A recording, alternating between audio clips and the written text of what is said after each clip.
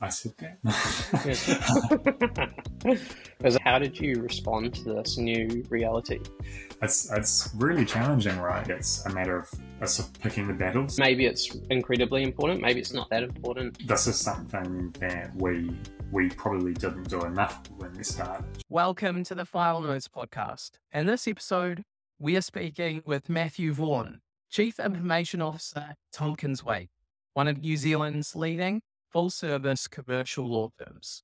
Tompkins Wake has a long history that stretches back over 100 years, but more recently, it's caught the attention of the legal community in New Zealand for its innovation and rapid growth. Matthew joined the firm as the IT manager in mid-2019, which meant he played a pivotal role in helping them thrive through New Zealand's COVID-19 lockdowns.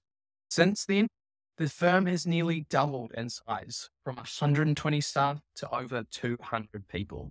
This year, as CIO, Matthew has led the firm's transition away from legacy practice and document management software to modern cloud-based tools. In our conversation, we cover all of these topics and dive into practical decision-making processes and important lessons. Matthew shared so much value in this conversation with me, so I hope you enjoy.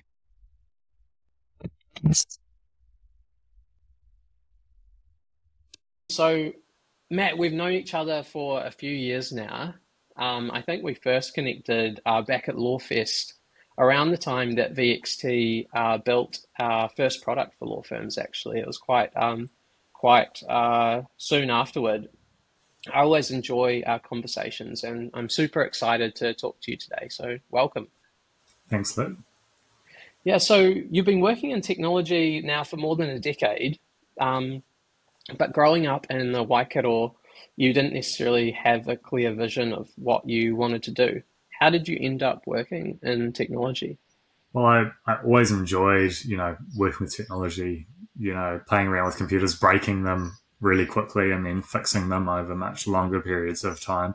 And I was always, terrible at garage sales for trying to find the old computers to take apart and see if I could make them better and that kind of thing. So I always enjoyed that kind of thing. And then that moved into sort of LAN parties and having to learn how networking worked because, you want to play games, you have to get your network sorted. So it kind of grew from there, but it, for some reason, never occurred to me that it would be a good career option, even though there was plenty of people working in technology at the time. So, but we had someone come around to install a wireless internet connection for us, and I asked him if he needed any help. And a couple of weeks later, he called back and said, "Yeah, you're keen to help out over the summer," and kind of went from there, I guess. Yeah. So my first job in technology involved more climbing on roofs and, screwing antenna masts to the roofs, but it grew from that point. Yeah, I personally, can relate to kind of trying to coordinate, my friends and our like computers together back before like online multiplayer was like in every game. Yeah. But I was pretty bad at it personally. So, my friends and I used to play like a bunch of Minecraft, of course, and all this other stuff. And so, yeah, organizing like LAN parties and stuff was always a challenge, but a lot of fun. Yeah, some important skills there. Yeah. Yeah. And tell me more about your first role in kind of technology. So it sounds like you were working with a bunch of hardware, and what did that look like? Yeah, so it was a small sort of Waikato-based internet service provider, and it was completely wireless. It offered unlimited broadband in the days when that was a really good selling point. And it was I was employee number two essentially there. So and very much just an assistant, but I learned a lot about networking there, about customer service. If things went down, I'd be the one answering the phone while my boss tried to fix it and bring it back up and that kind of thing. So, it was a really good experience, and that sort of took me through as a part-time job for a few years, and led really well into my next role, which was I was a service desk analyst, but it had given me experience in helping upset customers and that kind of thing, and understanding people's needs, which has served me well in the time since. Yeah. Yeah, and you said you started that job working over summer. Were you studying? Where were you at in life? So I'd started again because the sort of working in technology hadn't quite, I hadn't fully formed what that was going to look like. So I started studying as it was electronic engineering at Waikato, and then quickly moved into software engineering, and then into computer science, as I drove more and more into working with computers and that kind of thing, and with some of the practical papers around networking and stuff that I really enjoyed, and that led me more and more into the enterprise IT space. Yeah. What do you think it was about kind of, I guess, networking and computers and um, working with them that made you so interested and like passionate about the space? I think it's I think with those things, it's being able to deliver like a tangible outcome with very practical, implications. If I can grab a bunch of Cisco switches, build a network, VLAN them off, and then that's a small business network, and it's a useful thing. And I could see also that there was a demand for that. There were always people who were going to need those skills, whereas some of like the game design papers, while really fun, seemed less directly applicable to kind of you know the industry in the Waikato specifically. Yeah. Yeah, interesting. Um, you mentioned that you were very early on when you joined this kind of ISP, like you were maybe perhaps the second employee. Um, what was working there like? Kind of, uh, working at early stage companies can often be pretty chaotic. Yeah, I probably misrepresented it by saying I was the second employee, because as far as I'm aware, well, it's no longer an entity, but there was never more than two, so it was really a one man band. I think a family member kind of helped with the bookkeeping and accounts, and everything else was driven by the owner. So it was very much a small business, but you couldn't really call it a startup. I don't think there was a goal to grow past what could be managed by one person, which again was interesting, because even, I mean, there must have been a couple of hundred customers, and even from there, it was a lot for one person to manage. Yeah, definitely. I just seen kind of, people depend on the internet, and when something went wrong, it could go wrong quite quickly, and I think it did kind of show the value proposition of unlimited internet was a in balance against kind of limited customer support and that kind of thing. Yeah.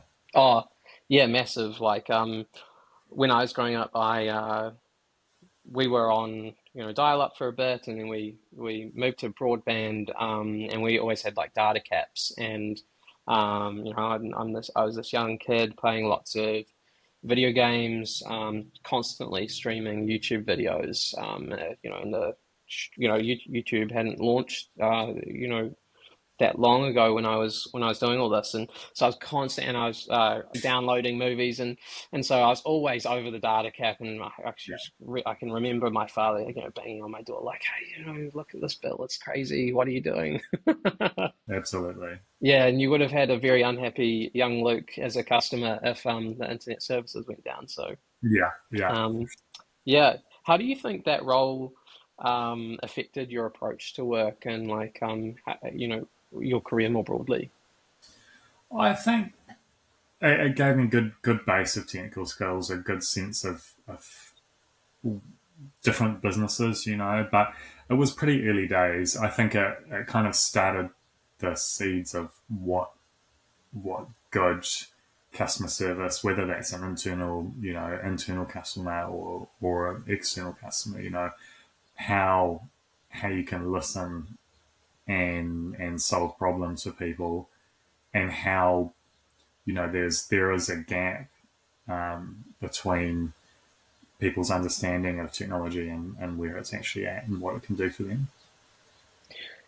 Yeah, that's a really interesting point that you made there. Like thinking about working with your colleagues as almost as customers and providing a level of customer service. Mm. Um, yeah, I haven't heard it put that way in quite a while, actually. I think that's a really valuable thing to think Mm. about.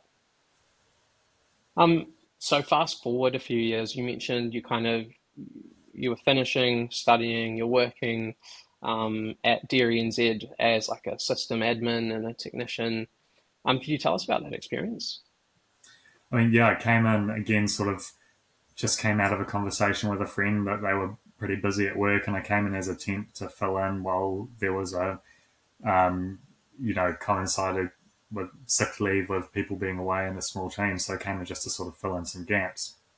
But was just really fortunate there to work with a really good couple of really good colleagues and a manager who all really valued, you know, good support, a really good work ethic, a good idea of how technology should be viewed by the company. It was always a matter of pride that when people started, they would say, "Wow, this is the best, the best technology induction I've ever had. This is great," and that was, set to a really high standard. So it's I learned a huge amount there from my manager and from various colleagues, who were very keen to share their knowledge, share that information, and encourage me as I was trying to learn as much as I could from them.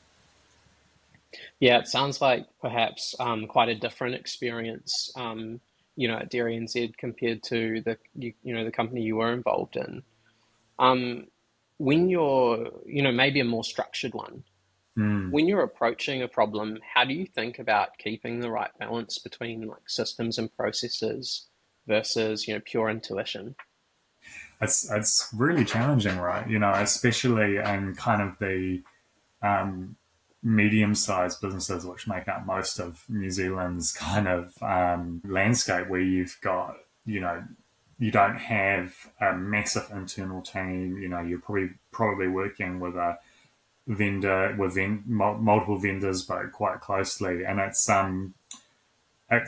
really hard to get that balance right. And I think for me, it's a matter of sort of picking the battles. Saying some things actually it's repetitive, it's the same every time. We either want to solve this problem permanently, or if it's something just like operational tasks, let's get that as well scripted as we can, so that it is easy to do, it's efficient, and it happens consistently well. And then giving people space to say, actually, well, we haven't come across this before, so how can we apply our skills? How can we have the right conversations?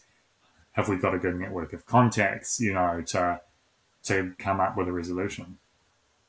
So it's sort of, I think, yeah, trying to choose the right areas, and having worked with people from, you know that very kind of scripted area, and people who have been very kind of, oh, we'll just get it sorted. We don't really, we just want it solved. There's absolutely value in both approaches, and being able to sort of get the right areas is important. Yeah, yeah, definitely. I suppose, sometimes relying on your intuition allows you to kind of move faster, but I suppose, equally, it's equally true in the opposite case where, this is something that we do repetitively, and it's always the same. Mm. Putting in systems and processes can prevent, small mistakes and errors that you need to go back and clean up all the time, and similarly kind of allow you to like move on and think about other things. So, Yeah. And if you've yeah. got those systems and processes and the people together, changing any one of those becomes easier. But if you don't Mm, have one process or the right people, changing a system can be really hard, or vice versa. So they do go hand in hand for sure. yeah. So today you're the Chief Information Officer for Tompkins Wake. a leading full service commercial law firm. In fact, it's one of the fastest growing kind of mid-sized law firms in New Zealand. Today I'm super interested to learn, like, what do your responsibilities look like? Like, what does an average day look like for you in, December 2023? Yeah, it's a hard one, because I think one of, I guess, the great things about being part of an organisation that's grown so quickly is that an average day is very hard to define, because my day to day this year has been very different from last year and the year before. So, but I think we're still kind of in that. We've been through a big business transformation project this year. Replaced some core systems, and there's a big part of that is still working through kind of refining our process to work best with those systems. So coordinating some of those. We've also got an integration project of another firm that we purchased earlier in the year. So post the core systems replacement, now we're migrating their data in and getting them on the new systems as well. And then, we've got day-to-day support, and making sure that my team's equipped to deliver that effectively. And also, trying to think and plan for next year so that we can deliver, really good technology outcomes for the firm that are going to make a difference to the success of our strategy, while managing and maintaining really good outcomes for our internal clients as well. So, yeah, there's any given day can be quite different, but with the team that I've got around me, it's we're well equipped to take on whatever challenges do come up. So, Yeah, that's really interesting. You touched on a lot of areas there. Um, any day. I'm Yeah, that would be a big day on all across all of those things. I often think, for leaders in businesses, we're often the ones kind of thrown at like the most novel areas that the business might have, seen the least. Um, and so as you say, kind of to your point, things are always different and changing. Mm, Yeah, super interesting. Um, Rewinding a few years, you joined Tompkins Wake as the IT manager. It's mm. July 2019. Since then, the firm has nearly doubled, from about 120 people to over 200 staff. What was your role like when you joined? Like, what were the priorities you were thinking about at that time? Uh, I think then it was very, very operationally focused, making sure we had the right laptops for new starters, do we have monitors on desks? We're adding a few new desks in this office, so what do we need to do? And then, I mean, there was an opportunity, I think about 6 months in, we, grew the team for the first time and added someone in support role. So, yeah, there was, and then sort of came quite quickly into almost 4 years ago now, where we were all home for a few months in the first COVID lockdown in March 2020. So that kind of was probably the first big inflection point, I guess, in my time at Tompkins Wake, where things all changed quite quickly. Because it was, March 2020, as you say, a few weeks after the first COVID case was reported in New Zealand, we went into that lockdown.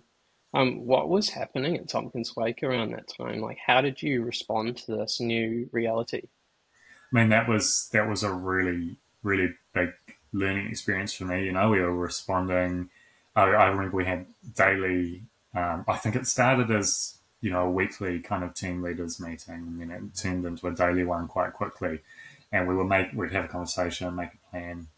And we felt, I guess was pretty common knowledge that we would probably have to be working from home, and we've done tests and got VPN installed on desktops and made sure people had wireless and all that, bought a whole lot of network cables and printers and things. And we were doing tests probably the week before, what was it, a Thursday we went into, it got announced, I can't remember. But so the week before that, we'd been doing tests, and it was, the conversations went sort of from some people going, oh, is this worth it? It's quite disruptive to send people home just for a test, to actually they should probably stay at home at this point, right? You know, and that kind of thing. So it was a great opportunity, I think, for me to work closely with the leadership of the firm, um, and and suddenly being quite a key part of that, you know, um,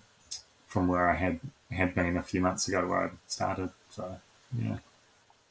Yeah, I think the absolute kind of pace Mm, that COVID introduced um, sounds quite reminiscent of like, you know, every business kind of suddenly had to become early stage, you know, tech yeah. startup, kind of moving really fast. And Yeah, um, that's right. And I mean, and it was definitely an interesting time, but it gave us kind of a we were actually pretty well prepared, you know, and as a firm handled it pretty well. There were, you know, obviously areas that were challenging, but I mean, Tompkins Wake never took the wage subsidy or anything. We kept working, and people just made it work. And if there wasn't work available, people were, you know, reassured that it was, you know, just do what's there and then spend time with your family and look after yourself and that kind of thing. So it was really encouraging, I guess, to see that.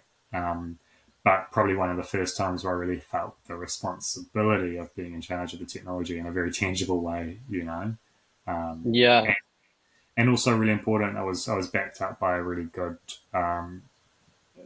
service provider. You know, IT partners were key part of keeping things going, working with us to respond quickly to these changes. You know, spin up another 3 remote desktop servers and that kind of thing, and it was done. So yeah, because um, did you had multiple offices at that time, right? In yeah, different. we were across 4 offices actually at that stage. You know, so it was, you know, had people making cheat sheets of how to plug in your computer at home and all that. So yeah. Yeah. No, that would have been quite an experience. I suppose, you know, I think everyone who worked in a role where people primarily kind of worked from an office and, you know, had to transition really quickly to that work from home. Quite different. Yeah.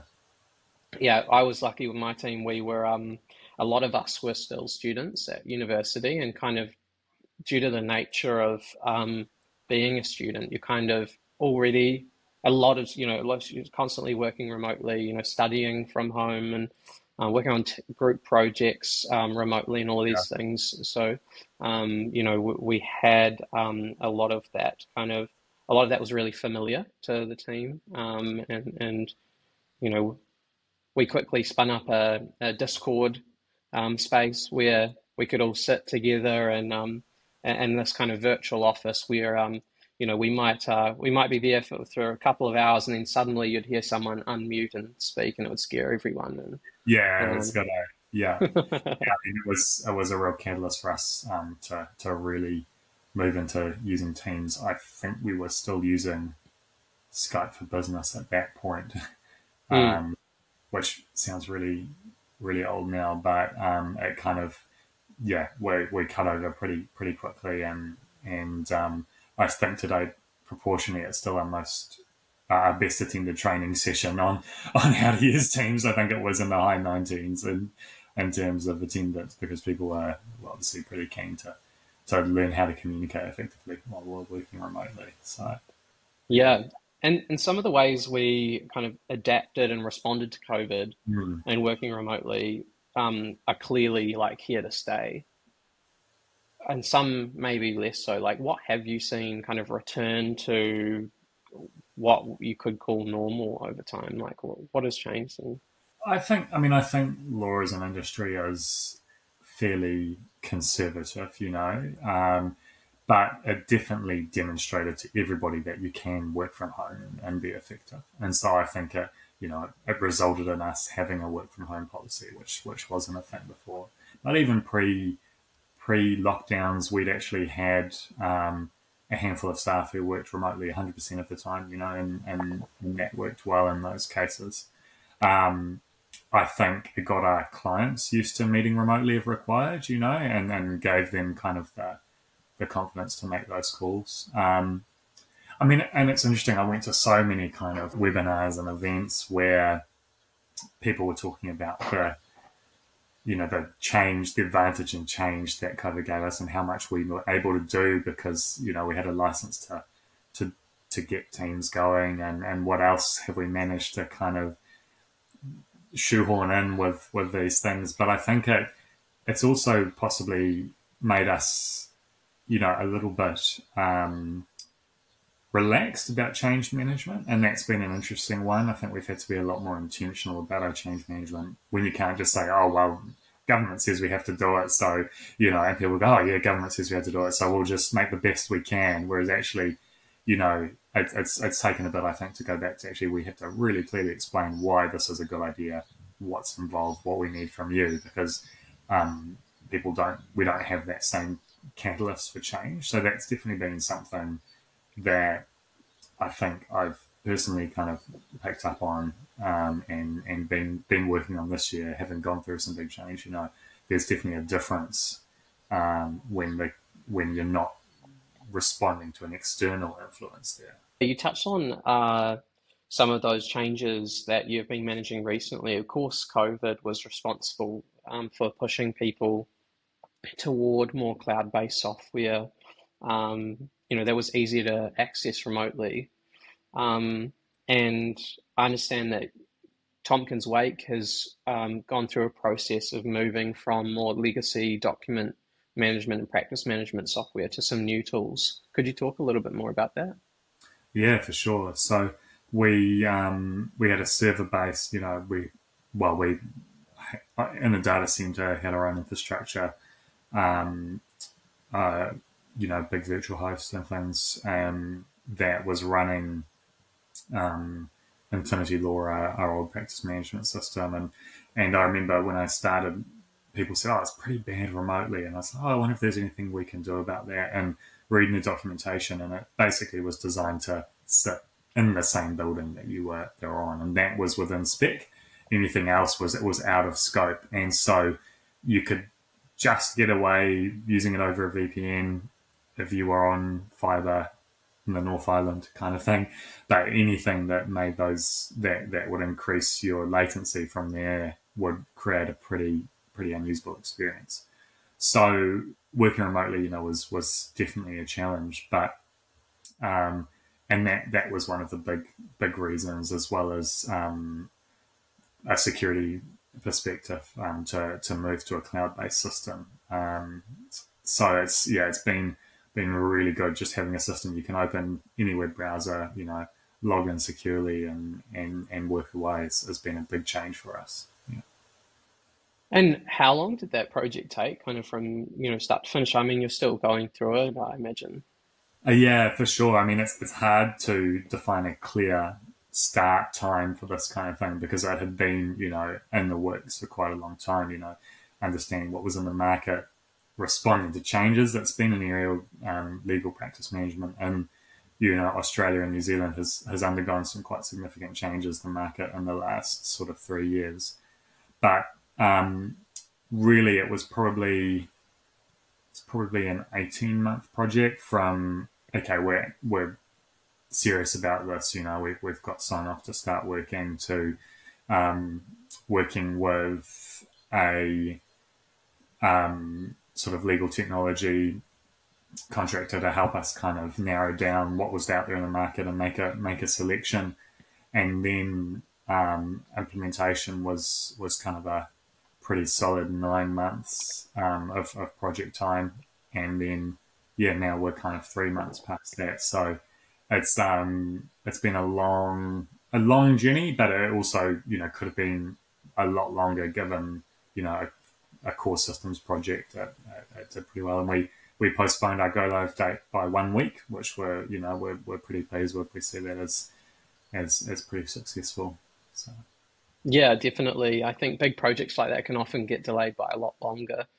So, if you think about a project like this, you break it down into different areas. Maybe we could call it consideration, where you're thinking about the requirements, you know, what doesn't necessarily work that well today, what problems are you experiencing that you want to solve, and then there's in that maybe there's assessment of like what's out there, and then implementation. Like, how would you break those down? Like, if you could give me like a cheat sheet, like these are the steps that you should really focus on when you're looking to do this project. Like, how would you describe those steps? Well, this might not be exactly how we did it, but if I was doing it again, I think the first step would be really understanding your requirements, and not just, we need a new legal practice management solution that's suitable for New Zealand, but actually these are our core processes, these are our core business functions, these are the things we need to see, what outside of that can we compromise on, and have a real kind of good understanding of that, so that when you go to market and see what's out there, you can quickly kind of evaluate. But so I would say that's kind of the knowing yourself as the first step, and then taking the time to go to market and see. We didn't do an RFP, and I think some firms do with a lot of success, and some people don't. They can be a really useful tool, but I don't think they always. It's not a magic bullet for selecting the right product either, because some businesses are really good at putting together proposals and responses, and some aren't, and it doesn't necessarily reflect on the suitability of the product. And then also, we spend a lot of time talking to other firms, of similar sizes across Australia and New Zealand, to get a sense of their experiences and their recommendations. And at that point, we're also looking at sort of contracting partners as well, people who could help us with the migration. And then, so yeah, that was kind of the scoping kind of side. And I think another thing to think about there is that your change management needs to start at that point as well. Start having those conversations with everybody to let them know what's kind of being thought about. Obviously, you don't want to stress people out that it's going to happen, it's going to be huge change, but it's a great opportunity to sort of start getting people comfortable with the idea that something's happening. And then I guess, you've got the actual then negotiations and getting to the point where you've got agreements with your vendors, with your partners, and that kind of thing, which is its own step in itself once you've made the selection. And then the implementation, and then post implementation, which is just as important, to have a clear plan there for having a making sure you wind down the project and kind of finish things, draw some lines in the sand before you start the next stage of development. So brushed over the implementation part there, but We'll come back. yeah. I suppose at the first part of that process, as you mentioned, is getting to know yourself. Practically, how do I do that? Like, how do I, say I've just joined a law firm as the new IT manager tasked with replacing the practice management system. How do I get to know the requirements of this business, even if I've worked there for a while? Yeah, I think one of the first things to realize there is that this is not an IT project. Like, obviously it's a technology, it's a software system, so but it's absolutely got to be a business project. So it would be working with if you've got an operations team or a practice management team to understand their kind of requirements. And I think one of the best things we did was to bring in someone from in the firm, so it wasn't an external hire, but outside of the technology team, to help as a project manager, and that was really helpful, just to keep the perspective of actually how can we best serve our internal clients. Not are we ticking this box in the database migration, but is this going to be effective when we start working? And I'm really privileged to work with a team that's made up of people who've got legal backgrounds as well as technology backgrounds. So that makes a huge difference. But yeah, if someone said to me, as an IT manager, it's your job to organize and implement replacing the practice management system, my first thing is, well, it's not an IT project. We need to treat this as a full business project, have a team of people who build out those requirements together, rather than just sort of looking from it's a product matrix won't necessarily help you when you're comparing features, because your processes are always going to be different. So you need to understand those and understand what can be changed and what can't be. Even a company of 100 people, or even a company of 5 people is so complex. You could spend a million years kind of trying to document every little piece of how it works and what you do today, and the problems with those things. And I suppose while you're running that process, those things may change as well. In fact, they're bound to. And I think that's sort of where you've got that balance between your sort of the pragmatic, let's get it sorted approach, to the detailed, how can we, how deep do we process map this, and that's, I don't think there's a rule for that. But you've got to have a good understanding of, well, have we gone deep enough at this point or not? Yeah, because as you say, every process map, you could take one step and process map that step, and then again. So, and at that point, it's not going to help anybody. So Yeah, and I guess that's where it comes back to having a good intuition and probably experience with these kinds of projects can be really helpful there. Um, so in terms of actually doing that process mapping, like, are you interviewing lawyers who are telling you about the processes that they go through today with the current practice management system? What does that actually look like?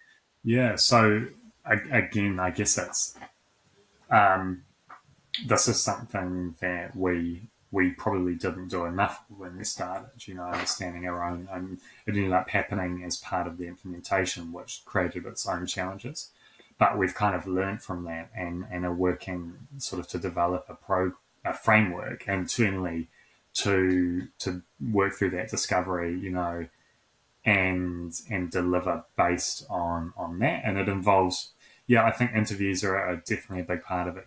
Talking to lawyers, to support staff, to clients in some cases, to understand requirements, look at our systems, and then build out the process based on kind of those, with those three things in mind. So that's the sort of structure that we're working towards now. And post go live, it's been great kind of seeing that kicking off, based on the learnings out of our migration. Mm. Yeah, yeah. So you've gotten to this point where you come to know yourself. Mm. You kind of understand the most important processes that are happening in the business. And I suppose there's also other aspects of knowing yourself that are really important, like what are our long term, like what's our vision for the company? Are we going to be growing, doubling every 3, 4 years, moving forward? Are we really happy with where we are and we don't want to grow so much? And so you've got these kind of, I suppose, requirements now. This is what we kind of need. These are certainly must-haves. Maybe Yeah. these ones we can possibly compromise on, and or think about alternative ways of doing things. What are the other criteria that you use to judge a new system? We we spent quite a lot of time thinking about how we would relate to, how we would be treated as a client. From a, not just sort of from a account manager perspective, but were there opportunities for us to engage, to influence the development, to work with kind of, as a partner, or were we going to be kind of one of, a couple of thousand clients that made up the bottom 30% of things, and is that what we want? Do we want to be able to grow and change, or do we want a mature system that's going to work? And so that was one of the things we were looking at. And obviously, just the structure, of the companies we were working with, as well as the products, having kind of seeing what can happen when development slows down in a practice management system, and other software projects that get sunsetted, and you kind of get left hanging, making sure that, trying to reduce the risk of that as much as possible. So we've sort of looked into the companies as much as we could as well, and then also how they operated in terms of the migration, who their partners were and that kind of thing, and could we see ourselves working effectively with those implementation partners too. So there was kind of a bit of a range there of how we would what we're looking for, and that was it was a really interesting process, and how that fitted into our strategy and goal. Yeah, yeah, because these things that you have touched on around, your, I suppose, level of influence on the product, customer service and implementation support, these feel like, of course, over here we have requirements where it's probably a lot easier to say, this is true or false. They either have this feature or they don't. Whereas over here, we're probably more working with a scale, like, what is our level of influence, and not only that, but it's when the context of the law firm is probably the most important thing at determining where on the scale, like, do we need to be.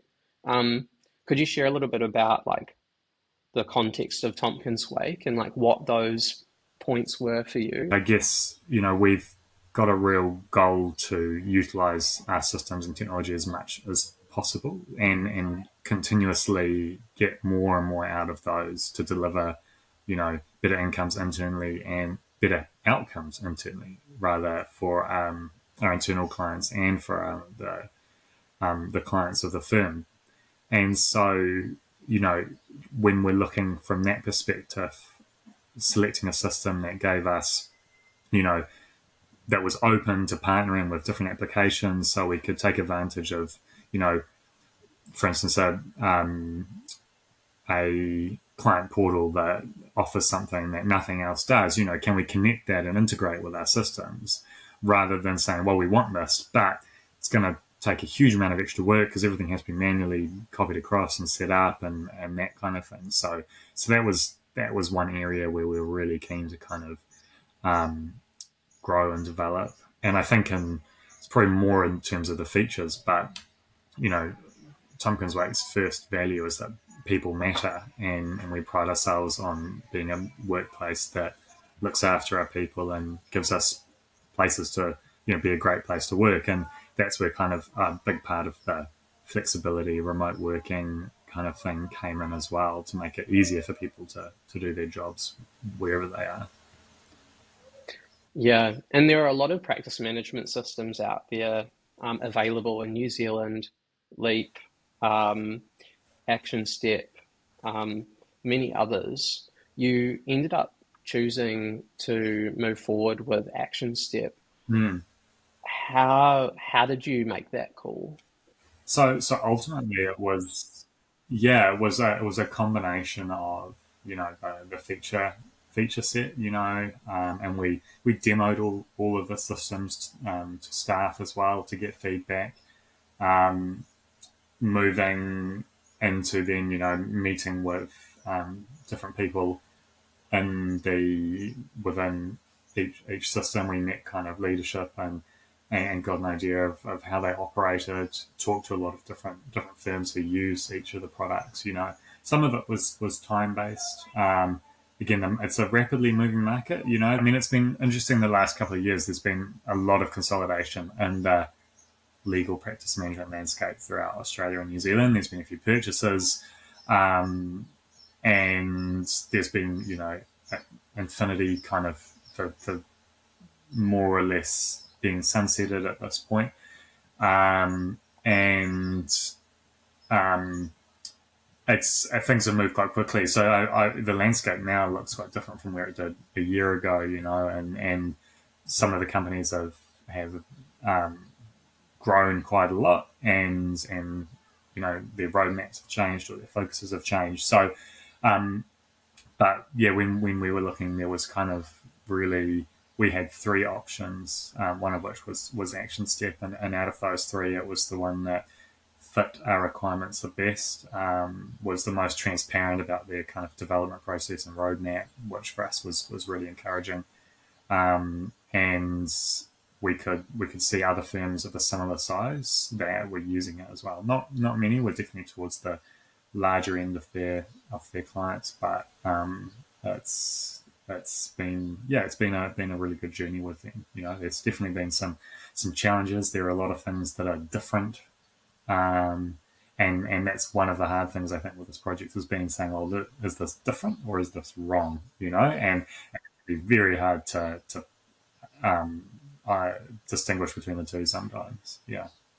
Yeah, definitely. And you mentioned earlier you're setting requirements, and at some point you just need to kind of make a call and say, "Hey, we think we have a really great idea of these now," um, and move forward. Sometimes that means you might run into a requirement in the future during implementation, right? Where you miss this requirement, and maybe it's incredibly important, maybe it's not that important.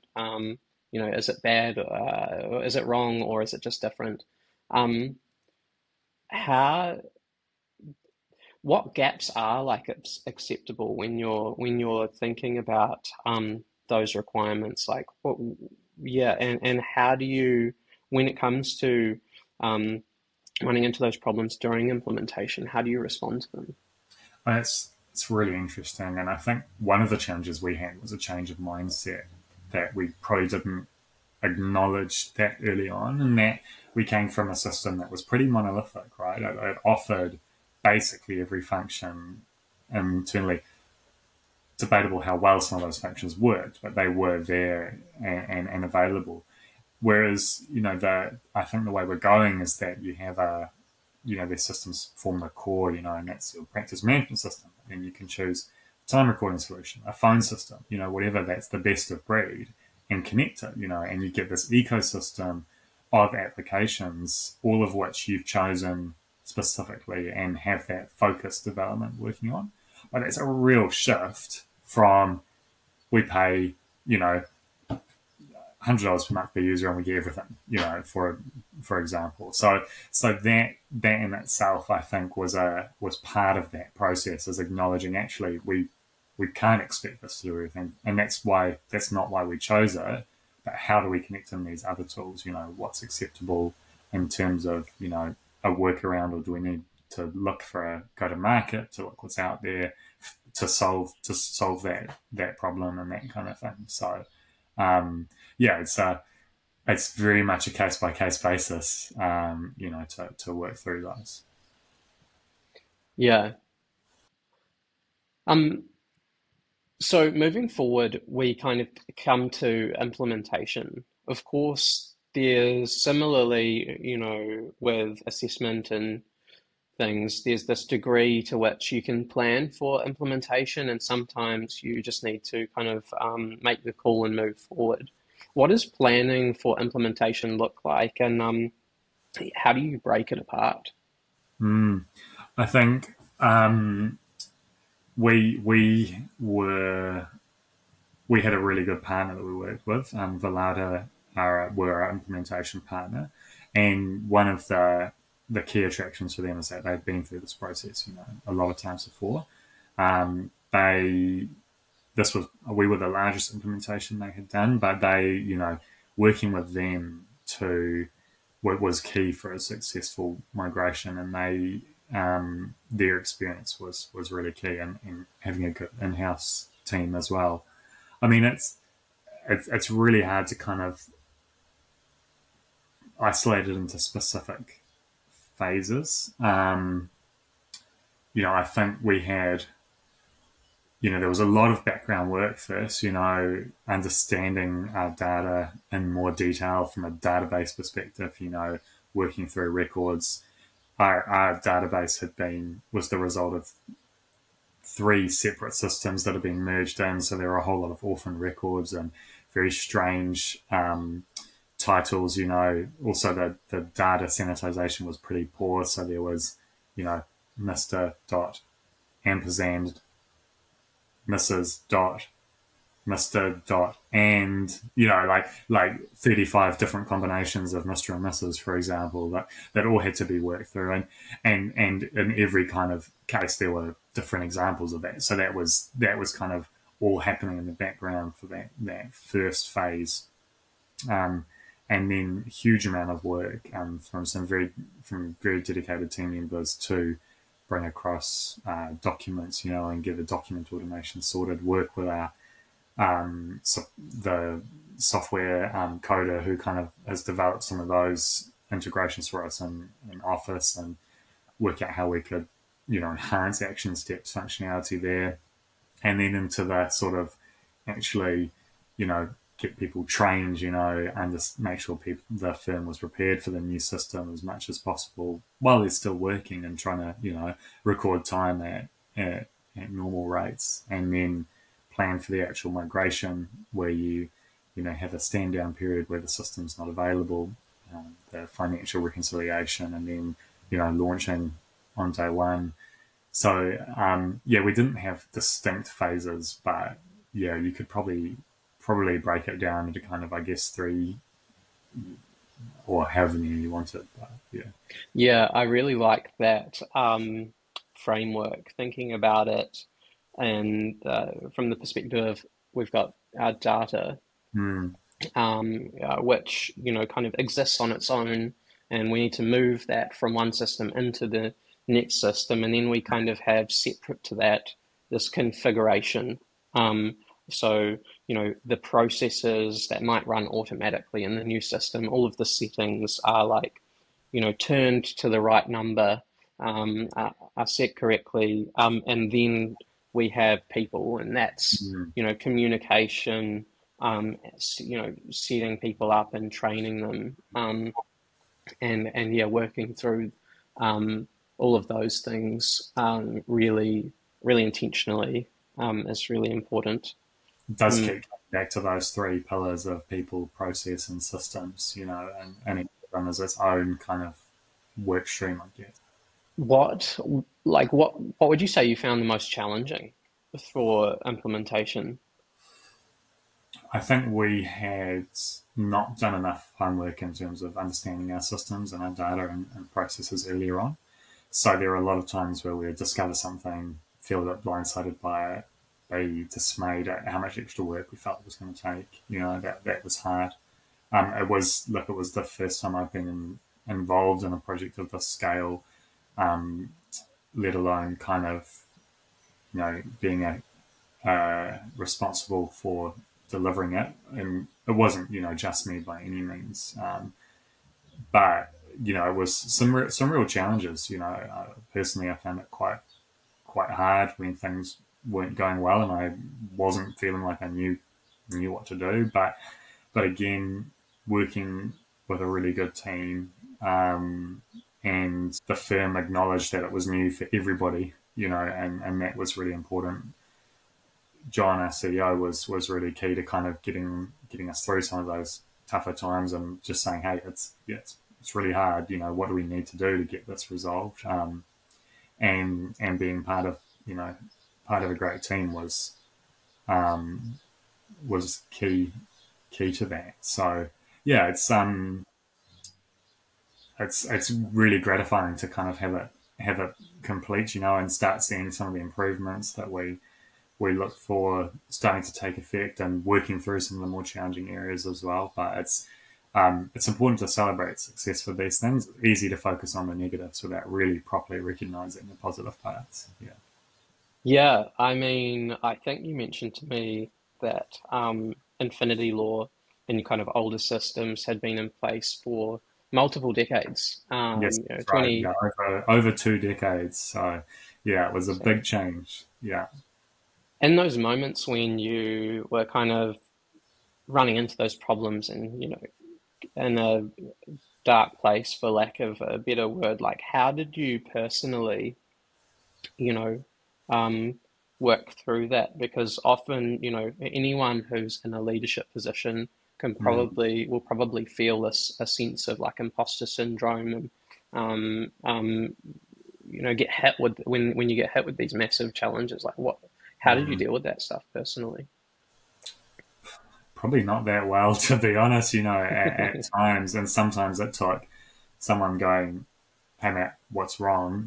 Let's go and talk about this. And then, again, having the opportunity to talk about it, say, this is the problem, going, well, actually, so how bad is it? And let's put it in perspective, let's get the resource we need to help, would make all the difference, And I think a big learning for me this year has been being more willing to say, I'm really struggling with this, or, there's this thing we didn't anticipate, and be able to get away from, oh, it's my fault for not realizing that should have happened, to, this has come up, we didn't anticipate it, this is what we need to do to fix it, and this is what I'm going to change so we don't get blindsided by this again, So that's been a huge learning for me personally this year, and working with the right people made that possible.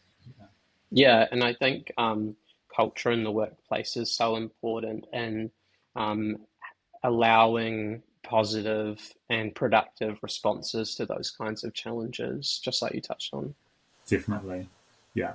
And I think acknowledging sometimes, no one likes to be blindsided, and so, it's important to get, it's the earlier you have those conversations, the better. But the best time is, what do they say about planting trees? The best time was 10 years ago. The second best time is now. And I feel like the same kind of thing goes with bad news. Like, yeah. Definitely. Yeah. So taking a step back from these like really specific projects and processes, in the past, you've said that legal technology is going to be something that makes or breaks firms over the next decade. Mm. Obviously, a lot of really everything is changing right now. What did you mean when you said that? I said that. It was in the discovery call. I think it was the context. The context was around uh, the way IT management is done, the way technology as a part of law firms is kind of changing. Yeah. Yeah. Yeah. I mean, the technology is definitely a key part of the way firms deliver their product to their clients, and I think that's growing and growing. I mean, we're moving so fast. It was just over a year ago, right? Was it last week or something? It had been 1 year since ChatGPT 3 got released on the world, and there's been a huge number of conversations around how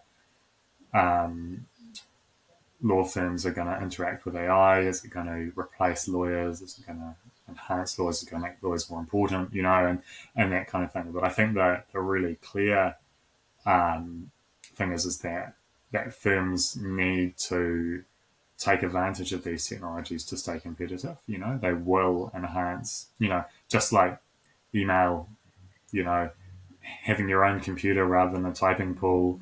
Being able to solve client issues from your phone and that kind of thing have changed. I think these tools will change things similarly as well. So having technology being a core part of a firm's strategy, thinking about how you can deliver the best solutions to your clients, obviously doing excellent legal work is the priority, but how can we enhance the delivery of that with these tools is really important. And I think there will become a point where some of these, where it's not optional to integrate those things. And if you haven't started that journey, it might end up being too late. So. Yeah, it's often said that AI won't replace people. Someone using AI will replace people, and I think that's definitely true in the kind of short term. There's probably a lot of situations where today a lawyer completes work themselves and completes research themselves and is practicing law where in 5, 10 years' time they might be facilitating a piece of software to do that work on behalf of their clients. Kind of hitting yes please when the application asks them a question, and then delivering that to their clients. And although I think, that excellent lawyers will remain, a vital part of that process, because if they don't have experience and skills, then they, how do they know if they should say yes please or not? And it'll be interesting to sort of see how, what the points of difference are between good lawyers and excellent lawyers as these tools kind of mature. But I think there'll be some really clear, demarcation, where you can't just purchase the same kind of software package and deliver the same outcomes. So it could be, yeah, and even outside of AI, right? Having effective tools to, you know, deliver your process is going to be really important, and will continue to be so. So, and if you've got structures in place internally to run those, to evaluate and deploy, and get them into production quickly, that's going to be really important as well. Yeah, execution, as you Mm. say, is only going to become more important. And to one of your points there, differentiation is something that's often discussed. In a previous episode, I was talking to Sam Nicholas, the CEO of Gilbert and Tobin, one of Australia's largest law firms, and he was kind of discussing, a similar point where in a world where software is a larger part of the services that lawyers provide to their clients, where do law firms differentiate with each other? Like, what starts to happen there? Mm. Yeah, for sure. And I think, yeah, I mean, that's really a really interesting point, right? Is how do you set yourself aside, or are you just another white label on an existing package? But I feel like there's quite a long way to go, to that point, and perhaps, the way that your lawyers are trained in that software and the way that it integrates with other systems so that you can deliver quickly, maybe that becomes, and that client service continues to be just so important. So, yeah. Yeah, definitely. I think it was just a few years ago that there was a survey of the legal sector in the US, and some of the results were that 50% of law firms in the US don't use a software practice management system. They still use pens and paper to run their firms. Yeah, it'd be interesting to understand that data more, but that's sort of hard to believe, right? That you could do things so manually and still be profitable. But Yeah, I'm sure it's changed a lot in the last few years, but I suppose that speaks to the fact that the fact that this technology exists does not necessarily mean that it'll suddenly be in the hands of everyone around the world and kind of change overnight, definitely. So, on the topic of changing technology, how do you stay on top of the technology landscape, and how do you actually identify like the most important trends from things which are maybe a little bit more esoteric? yeah, it is a real challenge because it's an interesting market. It's quite geographically distinct. Things that might solve a great problem for US law firms are completely irrelevant in New Zealand, and potentially vice versa. So I think understanding that is important, but then also going and looking actually what's not even available here. Maybe that's a point of difference as well. Look, I think it comes from a bit of everywhere for me. I try and make the most of my networks of kind of counterparts and other firms, and where you share issues and solutions. Also, there's various trade shows. The Legal Technology Insight is really good, talking about project launches and the news of the industry. So, yeah, look, there's lots of different kind of lots of different channels for that, but it's constant, right? Like the number of you could just spend all day on LinkedIn looking at these new companies and trying to understand what they do. But it's quite hard sometimes even to sort of triage what's even worth doing an initial call with, because sometimes there's companies with really good marketing and then you see their product, it's just a waste of time, and then sometimes vice versa. They might not have a marketing department at all, but when you actually look into it, that will solve a real problem that we have. So yeah, look, it is a challenge, and working through that kind of, I think law firms are very strong on the references kind of thing, which kind of can create a bit of a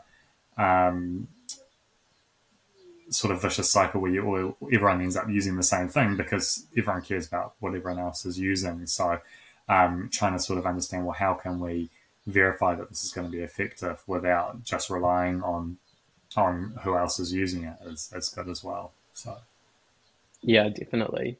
Proof of concepts can be important. for sure. And that's been really interesting, I think, through this practice management journey, is that you could have the same software in two different firms and people's experience can be completely different because if they haven't, if training's been different or their processes are different, it's almost kind of needs to be taken with, a handful of salt, kind of these examples and these references, because, you really need to understand how is that actually relevant to us rather than, so-and-so gave it 5 stars, let's use it. So, yeah.